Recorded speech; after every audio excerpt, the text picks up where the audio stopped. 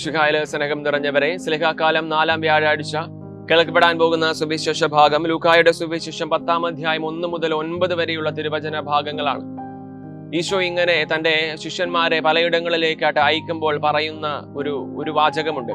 നിങ്ങൾ ഏത് വീട്ടിൽ പ്രവേശിച്ചാലും ആ വീട്ടിൽ സമാധാനം ആശംസിക്കണം.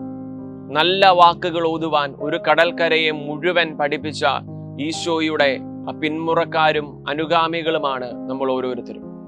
മാമോദീസ സ്വീകരിച്ച് അഭിഷേകം ലഭിച്ചവരായി നമ്മൾ നല്ല വാക്കുകൾ പറയാനായിട്ട് ശ്രദ്ധിക്കേണ്ടിയിരിക്കുന്നു. നമ്മുടെ വാക്കുകൾ മൂലം നമ്മുടെ ചുറ്റുപാടുമുള്ളവരാരും വേദനിക്കാനോ വിഷമിക്കാനോ ആയിട്ട് പാടില്ല. അത്തരത്തിലെ ബോധപൂർവമായ ഒരു പരിശ്രമം നമ്മുടെ ഭാഗത്ത് നിന്ന് ഉണ്ടാവേണ്ടിയിരിക്കുന്നു. പാതുവായിലെ വിശുദ്ധ അന്തോനീസിനെ പോലെ ആ അഴുകാത്ത നാവ് എത്രയോ വ്യക്തമായിട്ടുള്ള സൂചനയാണ്.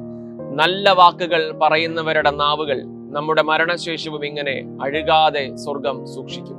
വിശുദ്ധ നമ്മെ സമൃദ്ധമായി അനുഗ്രഹിക്കട്ടെ.